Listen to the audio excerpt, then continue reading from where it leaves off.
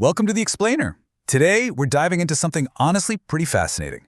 We're breaking down the Q1 FY27 earnings presentation of Larsen Toubro.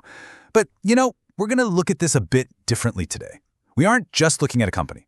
We're looking at a massive, intricate engine that is actively navigating and, in a lot of ways, literally building the global economic shifts that we read about in the headlines every single day.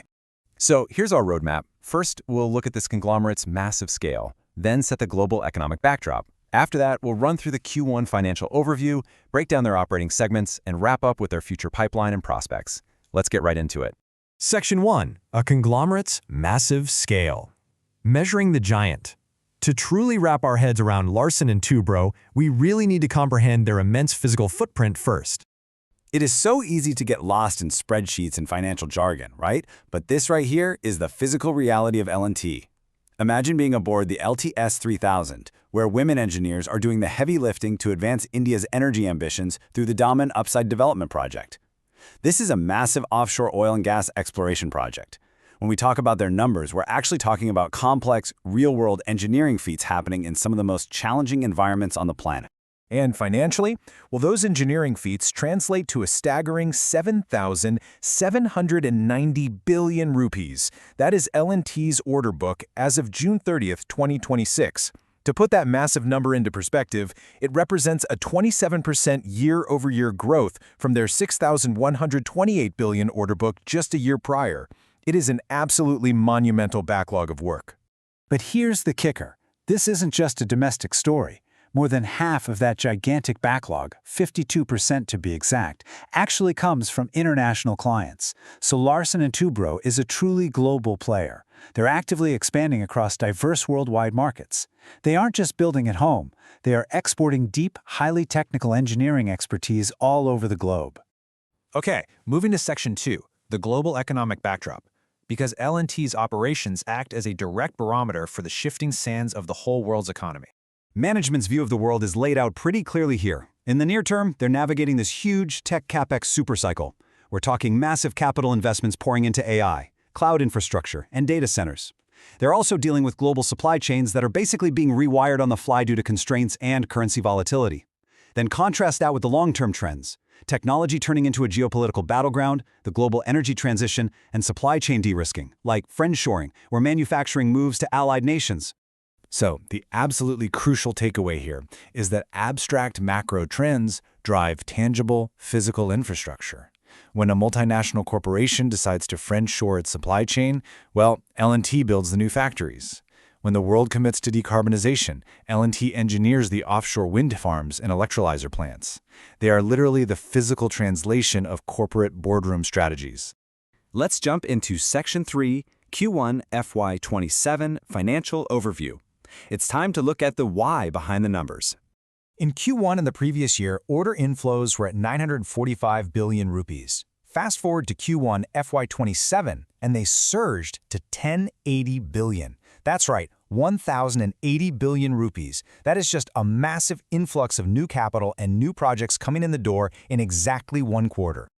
So where's all that growth actually coming from? The presentation calls out two big drivers. First, ultra-mega offshore wind orders from Europe. That's a direct result of that long-term global energy transition we were just talking about.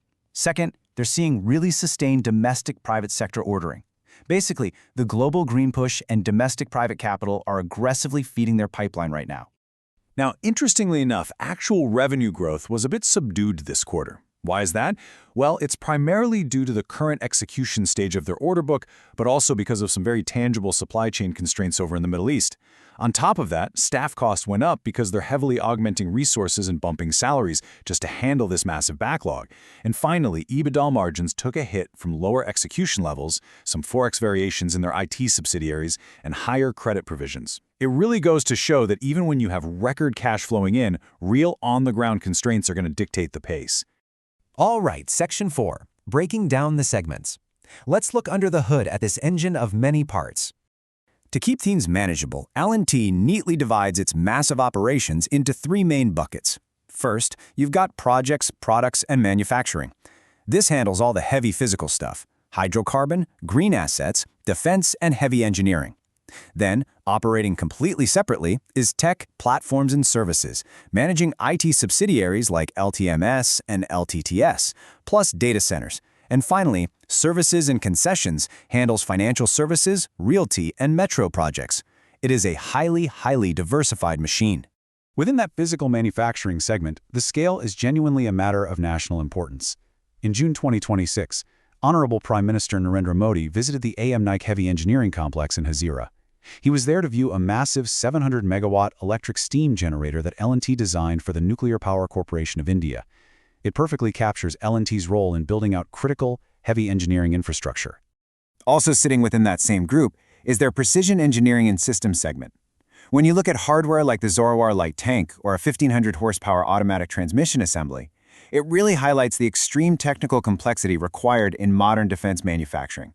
This is way beyond your standard construction work. Now, when it comes to this defense segment, the company sets a very strict boundary and makes it crystal clear to investors. I'll read this exactly as it's stated in their presentation. The Precision Engineering and Systems business does not manufacture explosives and ammunition of any kind related to cluster munitions, anti-personnel landmines, nuclear weapons, and components for all such munitions. The business also does not customize any delivery systems for all such munitions. So they maintain a very firm, objective line regarding what they will and won't do in the defense sector.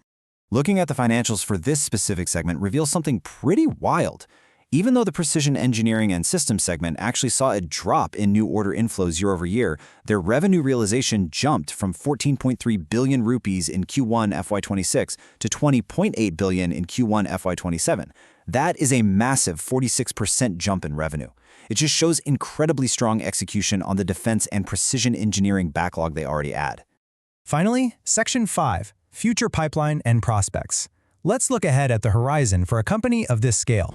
And wow, that horizon looks like roughly 15 trillion rupees. That's their incredibly strong addressable prospects pipeline just for the near term. Remember earlier when we said their actual order book was hovering around 7.7 trillion? This 15 trillion figure proves that global and domestic demand for massive infrastructure, tech infrastructure, and energy transition projects is absolutely not slowing down anytime soon. And we can ground that massive pipeline number in pure reality. Just look at the ongoing construction at the Bhogapuram Airport near Visakhapatnam. It proves that every one of those 15 trillion rupees represents real physical steel, concrete, technology, and human labor fundamentally shaping our physical environment. So as we wrap up this explainer, I want to leave you with this thought. When you look at Larsen Toubro's earnings, you aren't just looking at a stock ticker. Think about it.